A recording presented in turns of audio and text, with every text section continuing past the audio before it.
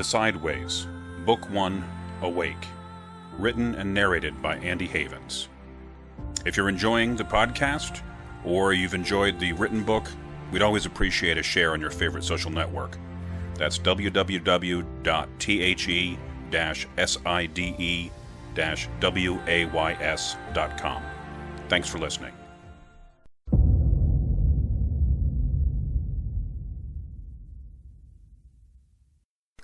Chapter 2, Labyrinth. When the Green Man and the Gargoyle brought the girl to the library, Mr. Monday thought she was dead at first. Sometimes simpler creatures believe a sacrifice will earn power or influence, which may be true in other domains, but not in the library. As Monday's mentor had told him a very long time ago, the truth of a sacrifice is only as powerful as its effects. Watching them via one of his simplest ways, Monday murmured, "Take your blood and broken bodies to a master of change. I only see what is." He felt them before he saw them when they set foot on the concrete steps outside the library. The mundanes would see only a tall, thin man with a blue laundry bag on his shoulder and a bulldog by his side. An ugly bulldog. A short, fat, slobbery, cross-eyed, ugly bulldog. Monday immediately saw across their seeming and knew that the man wasn't human, the bag was a dead girl, and the dog a minor gargoyle. The two stone lions that guarded the steps didn't even bother to stop them. Very few reckoners ever brought anything like a challenge into the library. None who did emerged whole. The lions were there as a warning. Stated simply, they declared, "Mr. Monday does not tolerate foolishness." Why didn't he know immediately that she wasn't dead? Because he didn't take the time to look. He could have read her line or focused on her condition as soon as she was brought inside, but he assumed the Greenman simply wanted, as did all his visitors, information of some sort. A book or a lineage, a map, recipe, tale, or history. Monday didn't care for the new digital forms as much, but he had them available for the technophiles. Most of his serious clients still preferred paper, or clay, or a variety of other highly unique media. The body, the Greenman, the gargoyle, all inconsequential. Mr. Monday went back to his reading, Musical Architecture by Hwyn Breedy, his copy being only one of 3 that hadn't been lost to time and trouble. A few minutes later, though, he sensed the Greenman again as he stepped across the first seaming in the atrium. Monday only noticed it as you might a car horn in the traffic outside, or the shifting of a cloud shadow on your window. The library was frequented by a great number of reckoners as well as mundanes. Something for everyone, eh? That's what a library is for, after all. When the Greenman began to move against the second seaming, though, Monday looked up from his reading and cocked his head for a closer listen. Those who had been to the library before, and especially regular clients, knew how to request a meeting. You ask a lesser clerk to see if the librarian is available. They either know his schedule well enough to answer directly, or they call for details. Mostly they know which patrons he'd be willing to see immediately, and which needed to be calendared. You don't just start pushing into the core of the library uninvited. It's rude. It would be like someone walking into your bathroom and chatting you up while you showered. Bad form, at least, possibly even hostile. So, Mr. Monday stood up, saved his place with a page from his Dilbert calendar, walked out of his private office and into the administrative area. Depending on how well you knew the library, whom you wanted to see, and how well you reckoned, it could have looked about 8 different ways. Monday, of course, saw them all at once. He was the librarian, after all. As he walked down the hallway, several employees and patrons waved or nodded or murmured a word of greeting. He smiled back and wove between the various people, carts, oculi, and shelves to the door at the end of the hall, and went out into the atrium. The Green Man was struggling with the second seaming. He thought he was moving into a place that looked vaguely like the stacks, but with taller shelves and books made out of stone. There was less light, more shadows, a seaming laid on to do exactly what it was doing to him, prevent his entering further without assistance. Monday, though, was a curious person, as you'd expect. So rather than move out and confront the intruder as he struggled, he opened the second seaming entirely, and let him pass into the next way of the domain. not the center, where he had his office, but closer to the administration way. Have you ever been in a library and felt the presence of the books? A quiet, musty sense of being watched, because, of course, books read people too.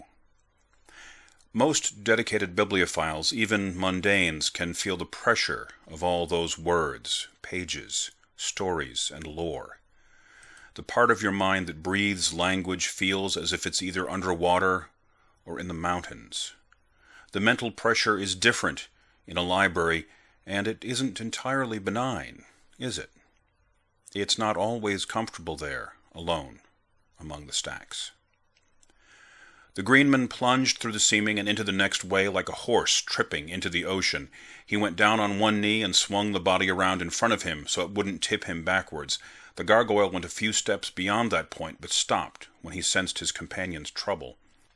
It had been so long since Monday had apprenticed to his original master that he could barely recall the first time he'd been pushed into a true sanctuary of sight, the place where the real work is done. He vaguely recalled feeling as if he'd suddenly seen through 1,000 pairs of eyes and heard 100 conversations at one time. A rushing and pouring out of pictures, thoughts, sounds, light and shadow, a jungle of meaning. For one who is untrained and unaccompanied, it was quite nightmarish. The greenman let the girl's body roll out of his arms and onto the stone floor. He wrapped his arms around his head and tried to fold in on himself, trying to keep out the flood of images and sounds, what some of Monday's younger staff had taken to calling content. The gargoyle seemed to be having an easier time. He looked confused. Most of his kind would be confused by a pinwheel, Monday thought, but not troubled. Closer to a true natural than many. He made a slow circle around the greenman, stopped to sniff the air a few times before looking right at the librarian. Monday spoke. "I'll give you this. You found me quicker than most have." The creature growled. "Why this?" His gray skin was streaked with white. Pigeon guano, if I don't miss my guess. He had wings folded up like a bedroll on his back. Ornamental, probably. The librarian applied enough control over the seaming to tone down the rush of images and sounds. The greenman must have perceived the change as a profound relief, as his arms came down from around his head, and he leaned his hands on the floor. Monday knew what the greenman was going to do before he moved. Long dreadlocks trailing behind him like black smoke, he surged to his feet and charged right at the older-seeming man, his green, diamond-shaped eyes bright and wide with anger. The greenman climbed 3 steps to the top of the atrium, within about a yard of the librarian, before Monday raised one finger slightly, letting the full effect of the way of erasure wash across the intruder, at which point the greenman stopped, as if he'd slammed into a wall, and held himself very, very still. What did he feel? Hard to describe, but imagine you could sense all your memories, all your thoughts, feelings, emotions, and skills as a limb, an extra arm or a leg or maybe an eye. Yes, an eyeball is a better analogy. And imagine that as you were running, you suddenly saw that someone had an ice pick waiting at just the right place to plunge into that third eye and destroy every thought you'd ever had, every feeling, every memory, every ability. Not a nice feeling, is it? Monday asked. But, he continued in low, slow tones, I don't like being attacked in my own library. Why, Monday continued, do you people think that because we're bookish, we're slow?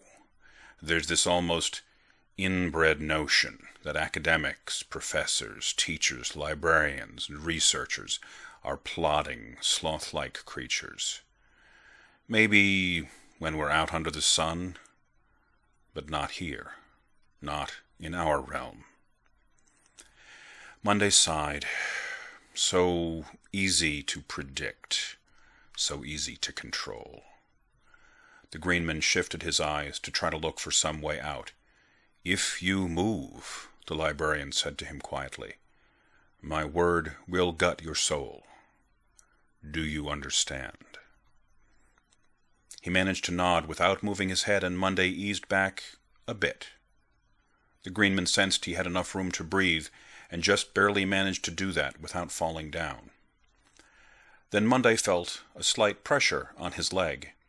When he looked down, he saw that the gargoyle had his pointy stone teeth wrapped gently around his shin. He looked up with those simple animal eyes and managed to convey a look of both apology and threat. As clearly as if he had spoken, Monday knew what he meant was, "I'm sorry to have to do this, but if you hurt my friend, I'm going to bite your leg clean off." Monday laughed and released the way entirely, not because he was afraid, but because the creature was just so obvious and straightforward, and yet he had managed to come further into the librarian's domain than his supposedly craftier and more intelligent friend. "There's a lesson there for all of us," Monday thought. The Greenman visibly deflated and looked at the librarian with suspicion and fear. "Good. That's more like it," Monday said. "Now, what do you want?" Monday stood absolutely motionless, sensing that his own stillness made the Greenman even more uncomfortable. Green men are horribly good at reading body language. In his library, Monday did not speak in any unintended fashion. The intruder gestured with his hand at the body on the floor. "She's seen things," he said quietly, "that she does not understand." "She's not dead." Monday assumed not, but sometimes we ask to be sure. He shook his head, just in shock. She was sprayed with sky blood. "Then she should be dead," Monday replied. "Contact with an ethereal humor is almost always fatal for mundanes. It usually presents as a heart attack or aneurysm." "Yes, I know," the Greenman said, "but she opened a shadow way." "You mean a mold? She filled a transition mold?" The Greenman shrugged. "Yes, if you say so. See, she's not of the domain of the garden's owner, the topiary garden, where it happened, because of what happened, because of how... The law isn't clear. But if I left her in the street and leaned her up against a bench or something, somebody would have gashed her. Look." He stepped backwards and rolled the girl from her side onto her back. He moved her arm from across her chest so that Monday could see her collarbone. There were several spotty, iridescent blue marks on her skin. Sky blood. "You're right," the librarian said. "Someone would have, as you so succinctly put it, gashed her. Ethereals don't have many friends, and fewer servants. Any of the gangs would have thought her a tag." The Greenman just nodded, still staring at the girl's shoulder. Now that Monday looked closely, he could see that she was still breathing. The gargoyle broke the silence with a noise that sounded to Monday like, "Burf." The Greenman stood. "I have to go," he mumbled. "Do you think... I don't know. I just thought I should bring her somewhere. She has no house, not that I know of. The garden might still kill her or claim her. The law is unclear. But you answer questions. You know things. And you were nearby." He shrugged again. "This place? I didn't know what to do. I thought you could find out more." Monday waved away his comment, shaking his head. "I'll take care of it," he said, which is all the intruder had ever wanted the librarian to say to begin with. "You can go now." They both turned to go, but before they reached the door to the foyer, Monday said, "Don't come in here again without asking." They didn't slow or nod or show any sign that they'd heard as they left. Monday crouched down on the stone floor to have a better look at her. They wouldn't be bothered, as the atrium was a place in between other places, and only open to the librarian and some of the senior clerks, and they knew well enough not to bother Monday while he was inside. As he'd often said, good staff is the heart of a great library. She seemed like a standard mundane to Monday, a chronic, he thought to himself, as I believe the slang term the young folk are using these days. A girl, small for 15, Monday, of course, could tell her age to the day from the briefest glimpse. Her brown hair was cut shorter in back than in front, so the bangs fell over her cheek. She was lying on her side, and he could see that the knees of her jeans were dirty. Not grubby, but actually dirty, as if she'd been kneeling in soil. There was dirt under her fingernails, too. The Greenman said something about a garden. Maybe she worked there, or was hiding. Her skin was pale, which could have been from shock or injury. Pleasant enough to look at, Monday thought, if you don't mind spending time with mundanes, that is. He spoke to her then, in a soft voice, almost a whisper. "There's something so unnerving about you all sometimes. I can clench my teeth and be a nice host if I must, but it's like being around the truly blind, or children who won't behave. Some part of me always wants to simply get up and leave." But the shimmering blue blotches near her shoulder hinted at a story. And what kind of librarian can ignore that? Monday didn't believe that curiosity killed the cat. His theory was that she had been the victim of bad planning. And he hadn't lived, well, a very, very long time without getting quite good at planning for the possible effects of his curiosity. He called for a clerk. Whomever was nearest, he didn't care, to come assist him. Wallace Bradstreet quietly approached. No real aptitude for serious research, Monday thought, but stout enough for today's needs. He was reaching down to touch her on the shoulder near the blue patch when he was interrupted from behind. "Sir," the young clerk said softly. "Please bring this person to my office directly," Monday said, rising from a crouch. He would later think, how much would have been different had Wallace been just a moment later, had I touched her skin at that moment. Turning to walk back to his office himself, he saw that Wallace had made no move to comply. "Wallace," he asked, one eyebrow up, "is there a problem?" "Sir," he whispered, "she's not, awake?" "I know that, Wallace," Monday replied. "That's why I called you. Please carry her to my office and put her on the rug in front of the fireplace." He still looked unsure. "Pick her up in your arms, Wallace. Carry her into my office. Place her gently on the rug by the fireplace." "I understand that, sir," he said, clearly uncomfortable, "but she's "I think," the librarian replied, "that I know what she is, and I know what I want. Please do as I've asked." "Yes, sir," he mumbled, bending to pick her up. Monday supposed Wallace was worried that she'd wake up in his office, his sanctum sanctorum, and become disoriented. Some of the inner workings of the library had that effect on mundanes. As long as Monday was with her, though, he could mitigate the effects of his ways. What would happen after that was anyone's guess. Wallace carried her in front of him, like a groom would carry a bride across the threshold, and followed Monday through the administration area and back into his office. He put her down very gently on the thick, patterned hearth rug, and stood up, stretching his back muscles a little bit. "Perhaps not as stout as I'd thought," mused Monday. "Anything else, sir?" "Not at this time, no. Thank you for your help, Wallace." The young man nodded and left the office.